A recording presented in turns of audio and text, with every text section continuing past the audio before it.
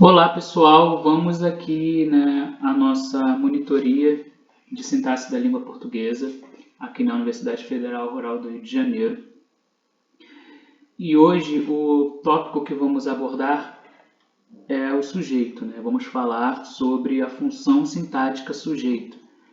E aqui vamos fazer uma crítica a partir da obra do professor Fernando Vieira Peixoto Filho, sobre as taxonomias de sujeito oculto e sujeito indeterminado. Vamos analisar, então, algumas críticas do professor a respeito dessas classificações, a respeito dessas taxonomias. Primeiro, nos cumpre trazer aqui a definição tradicional de sujeito, definição que é muito comum de se encontrar ainda hoje nas escolas. E eu trouxe aqui a definição do autor Celso Cunha, que ele escreve aí na sua gramática que sujeito é o ser sobre o qual se faz uma declaração. Nas escolas, até hoje, talvez essa seja a principal definição que a gente escuta, inclusive lê em materiais didáticos, em materiais de preparação para concurso, sendo sujeito entendido nesse aspecto semântico, o ser sobre o qual se faz uma declaração.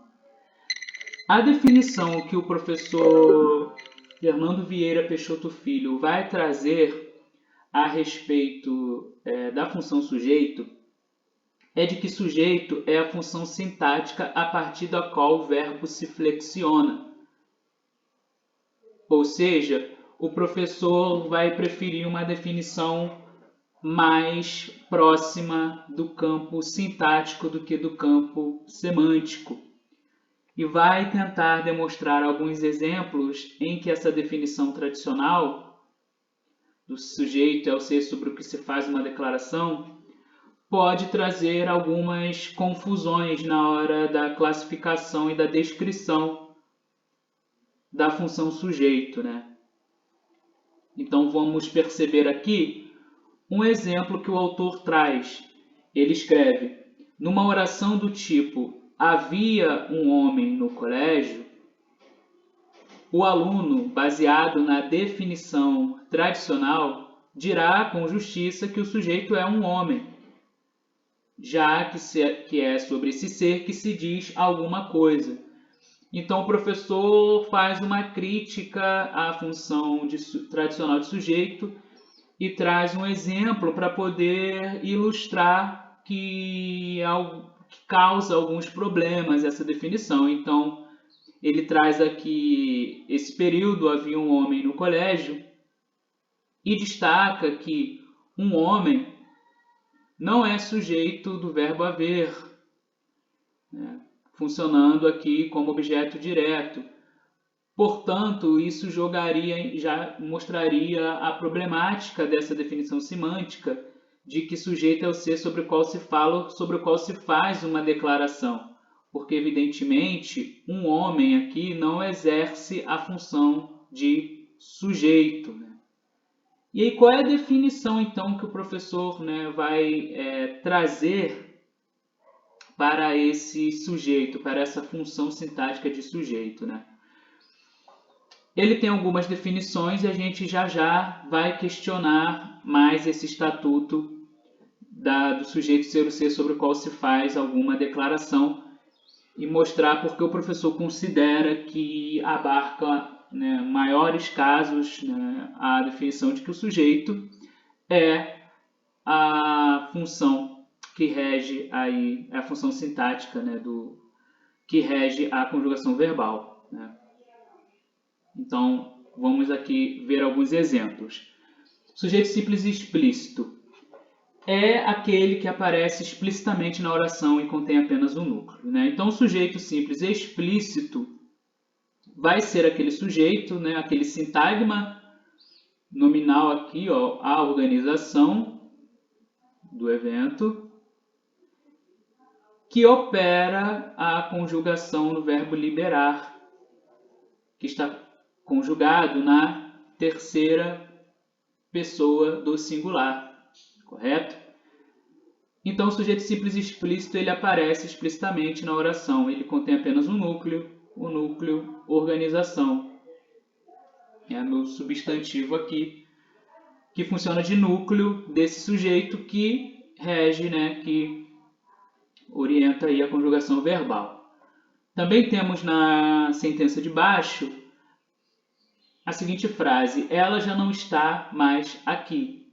Percebemos que o verbo estar está sendo conjugado pelo pronome do caso reto ela, que é aí a minha terceira pessoa do singular também, né? Em seguida, né, temos aí o outro período: compareceram à reunião os professores convidados. Sabemos que os professores convidados, esse sintagma nominal, que é o meu sujeito, vai orientar aqui a minha conjugação verbal na terceira pessoa do plural. Então, eu percebo que o meu sujeito é os professores convidados, com o meu núcleo sendo professores. Então, eu estou fazendo esse jogo de vocês observarem sempre a relação do sujeito com a conjugação verbal, porque é como diz aqui a definição do professor, né? O sujeito é a função sintática a partir da qual o verbo se flexiona. Então, é a partir do sujeito que o verbo vai se flexionar em número e pessoa, né? De igual modo, eu tenho aqui a maioria dos candidatos considerou, sendo o núcleo maioria e sendo meu sujeito a maioria dos candidatos. A gente percebe, então, a conjugação na terceira pessoa do singular, operada pelo meu sujeito. De igual modo, eu tenho aqui, naquela noite, o ginásio não suportava tanto torcedores. Eu percebo que o verbo suportar obedece à conjugação de o ginásio, né? Na verdade, ele é conjugado obedecendo à concordância com o ginásio. Então, meu sujeito simples explícito tem essa função, né, de orientar a conjugação verbal. E quando ele é explícito, ele está explicitamente, né, escrito na oração e ele contém apenas um núcleo. Beleza? Ele aparece explicitamente na oração e ele contém apenas um núcleo. O meu sujeito composto, ele também é explícito, né, porque ele vai aparecer explicitamente na oração, com a diferença que ele contém 2 ou mais núcleos, né? Exemplos são essenciais à vida, o amor e o respeito. O amor e o respeito são 2 sintagmas nominais, coordenados aqui pela conjunção e. Então, eu tenho o amor e o respeito. A partir deles, o verbo ser se flexiona. Então, eu tenho aqui o verbo na terceira pessoa do plural. Eu poderia substituir esses 2 sintagmas por um sintagma único, o eles. Correto? O que mostra essa pessoa pronominal, esse pronome sujeito, operando aí a conjugação verbal na terceira pessoa, a flexão verbal na terceira pessoa do singular, do plural, perdão. Beleza? De igual modo, eu tenho 2 núcleos em Teresa e Maria eram amigas. Poderia substituir esses 2 sintagmas por um único pronome. Elas, terceira pessoa do plural, orientando a minha flexão verbal, o que mostra aí a propriedade dessa função sujeito definida pelo professor Fernando. E vocês podem perceber isso nos outros exemplos. Alunos, professores e funcionários fizeram manifestação em frente à faculdade. Eu ou você compraremos, porque esses dois sintagmas podem se transformar num sintagma único, um pronome na primeira pessoa do plural. Nós compraremos o ventilador. Então percebemos essa propriedade do verbo, do sujeito, em orientar a flexão número pessoal, beleza? E essa é a definição, né, que o professor Fernando utiliza para sujeito. É a função a partir da qual o verbo se flexiona. Como podemos ver aqui, sujeito é a função sintática a partir da qual o verbo se flexiona. Já veremos por que a definição tradicional é tão criticada pelo professor, tá? Já vimos um exemplo. Havia um homem no colégio. Não é um homem que está fazendo a conjugação de haver, né? Como a gente vai ver, havia está na terceira pessoa do singular. E a gente vai considerar que esse é o meu sujeito, porque é a partir dele que o verbo se flexiona. Mas já vamos entrar nesse raciocínio, ok? De igual modo, eu tenho, apesar de inúmeros protestos, deputados e senadores votaram. Eles votaram. Esses dois sintagmas poderiam se tornar num sintagma só. E aí eu teria esse verbo na terceira pessoa do plural. Lembrando, pessoal, que eu só penso em núcleo quando o meu sujeito ele não é unimembro, ou seja, ele não tem mais de um membro.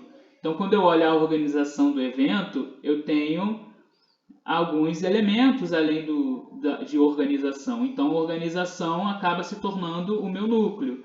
Mas, por exemplo, em frases como ela não está mais aqui, eu não tenho que falar em núcleo, porque o meu sujeito ele só tem um único constituinte, ele só tem um único membro, então não tenho por que falar em núcleo nessas situações, ok? Continuando, eu tenho o sujeito simples implícito. É aquele que não aparece na oração, mas pode reconhecer-se pela flexão do verbo. Aqui, então, o professor está fazendo uma releitura do tal sujeito oculto, né? O professor está fazendo uma releitura desse sujeito oculto. Por que ele está fazendo isso? Ele está fazendo isso porque, na verdade, não existiria sujeito oculto, já que ele está marcado formalmente pela flexão do verbo. Então, a gente vai considerar como sujeito o pronome sujeito a partir do qual o verbo se flexiona. Então, quando eu tenho livre-se das más companhias, o meu sujeito é o pronome de tratamento você, ok? Que está na terceira pessoa do singular, ok? Então, livre-se das más companhias, livre-se você das más companhias. Seguindo esse raciocínio, eu tenho sou professor. Sou professor está conjugado na primeira pessoa do singular. O pronome eu está implícito no verbo. Por isso, sujeito simples implícito e não propriamente oculto, ok?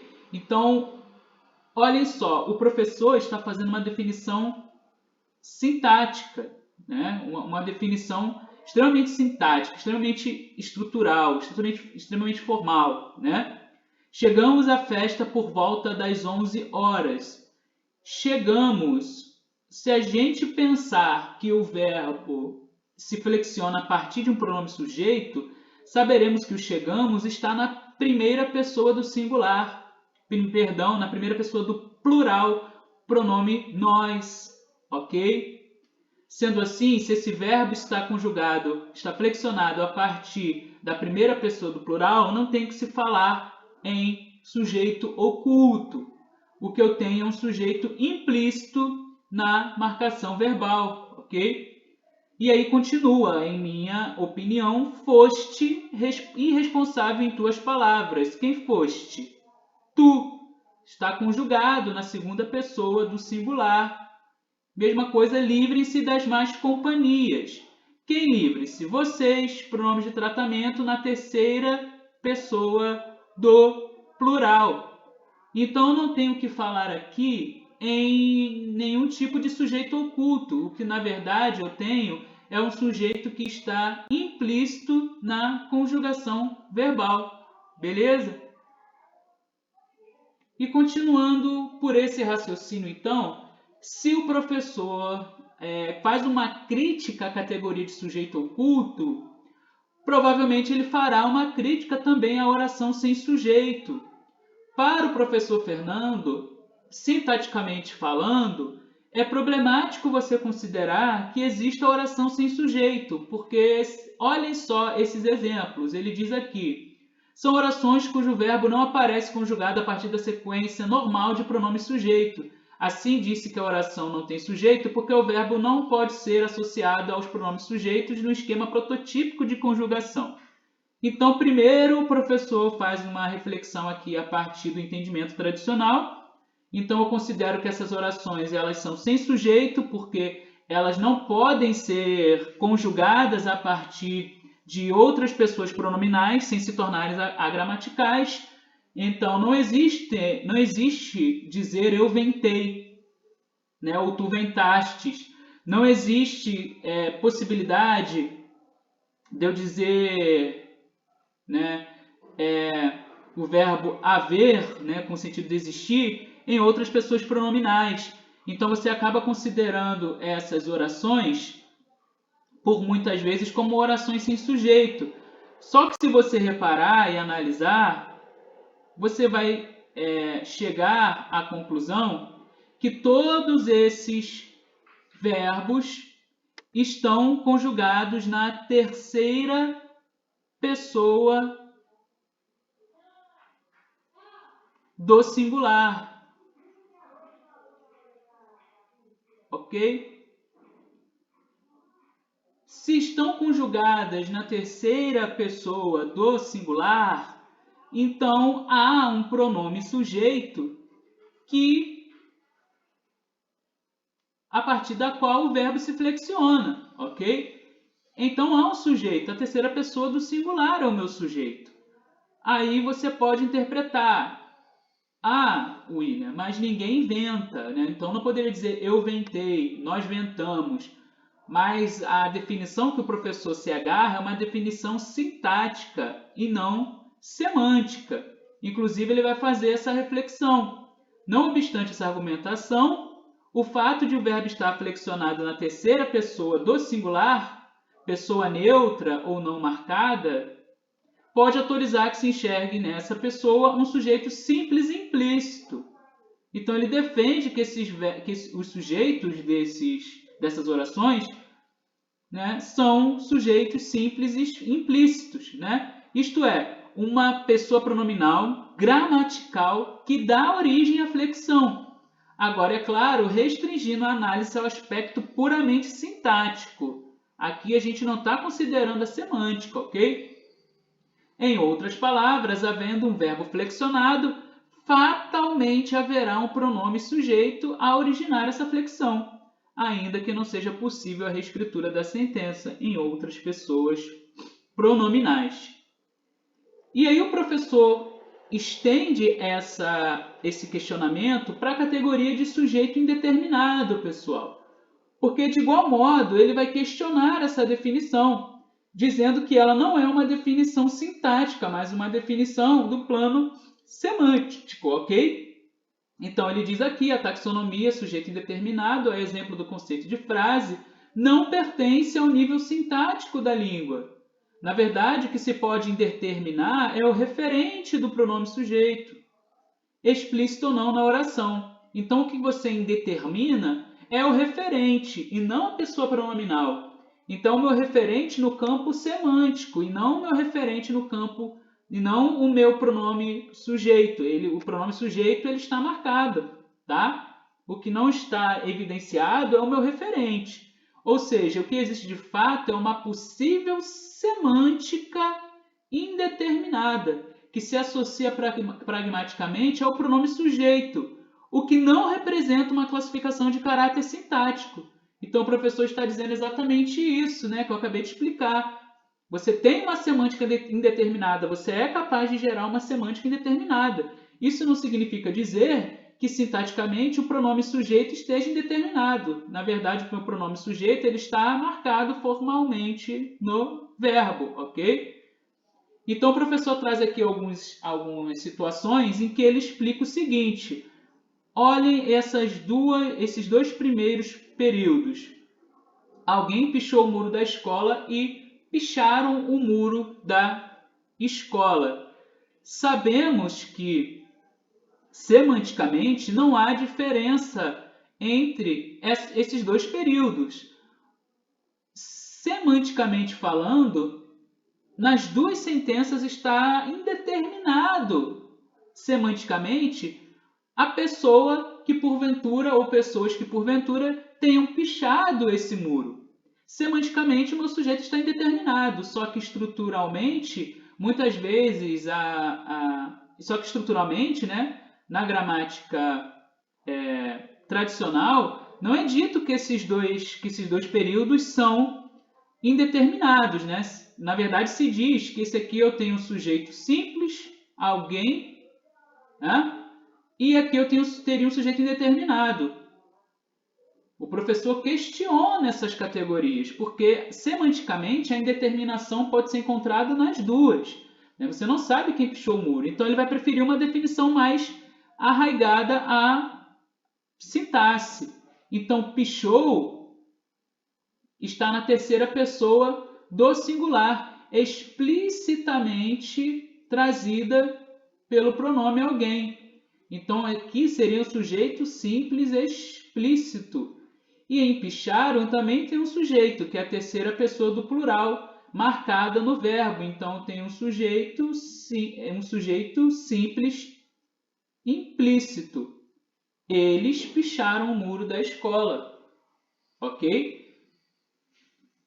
Ele também traz esses dois exemplos, aceitamos manicure e precisa-se de manicure, e argumenta, embora possa-se dizer que esse sujeito é indeterminado e precisa-se de manicure na gramática tradicional, sabe-se quem está precisando da manicure. Então, a semântica não é tão indeterminada assim, ok? Então, o meu sujeito ele vai estar marcado formalmente aí no verbo. Então, não tenho que dizer de nenhum tipo de sujeito, ok? Indeterminado. Beleza?